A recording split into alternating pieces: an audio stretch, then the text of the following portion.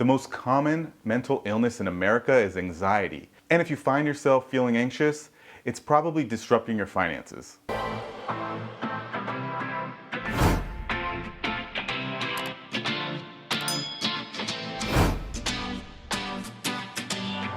What's up everybody? Welcome back to Free to Be. David here. In today's video, we're going to be talking about how anxiety, a mental illness that impacts almost 18% of the US population, could be impacting your finances and how it could just be impacting your overall health. But before we get started, if you're new to the channel, please go ahead and take a second and hit the subscribe button down below.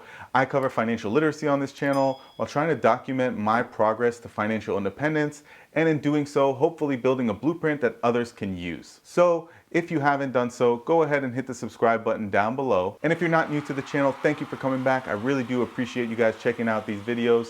It really does mean a lot. Okay, so financial anxiety, what does that really mean? What does that mean for us? Well, unfortunately, in our culture, in our world, a lot of us will stress on money or for money time to time. It's bound to happen. But for a lot of people, a lot of Americans especially, that stress is just an all too common occurrence. It might be happening all the time, and there's no way to get around it.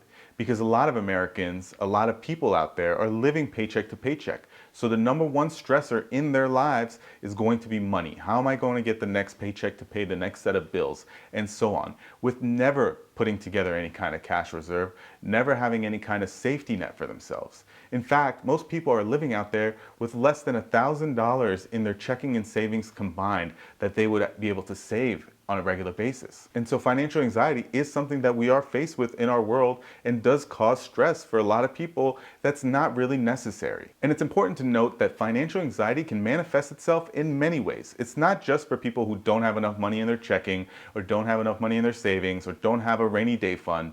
It can become something that we deal with even if we do have those things in place. So a few of the things that you should be looking out for, a few of the signs and symptoms of financial anxiety are things like thinking that you're not earning enough, or you're not spending enough, or you haven't hit the financial goals that you set for yourself. Feeling panicked about money and about your situation with money, your relationship with money. Somebody that's having difficulty prioritizing how to spend their money or what to do with their money. People that consciously, or try to at least, avoid thinking about money altogether. People who feel guilty when they have money. This happens to a lot of people who see this trajectory for themselves of a career that just kind of boosts and skyrockets while some of their family and friends aren't making as such money. They have this guilt about it. Feeling like you have to work all the time. And keeping financial stressors away from your partner. Look, any of those things can become financial anxiety for you, and it's just figuring out how to cope with things. I know for myself, I used to deal with a few of these on a regular basis, specifically that first one,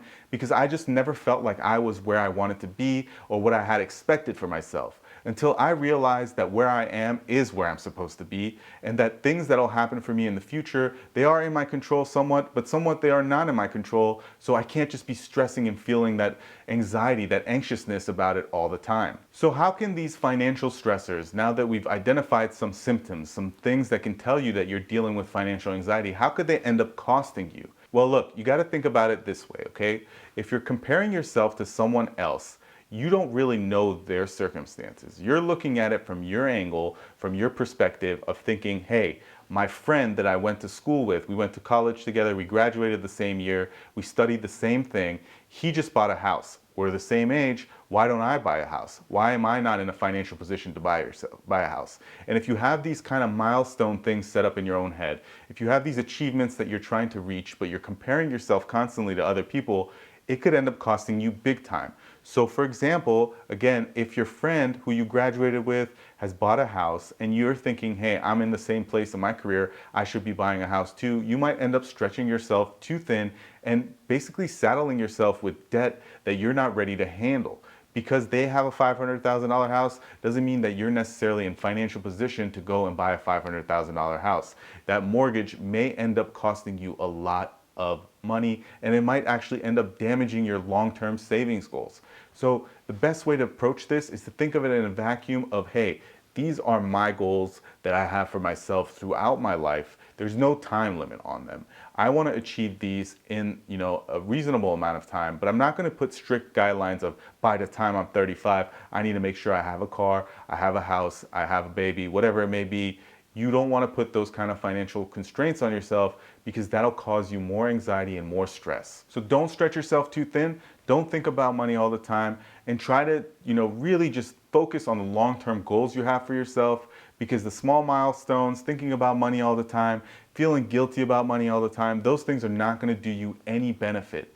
And if you can just focus on building cash reserves, investing for your future, everything else will kind of fall in its place eventually after that. All right, guys, well, that's all I had for this video. I know it was relatively quick, but I just wanted to share with you guys some of my thoughts about financial anxiety and how you can overcome it, how you can kind of identify it, and ways that it could actually be disrupting your financial success as you continue down your career and continue towards financial independence. So if you did enjoy this video, let me know in the comments down below.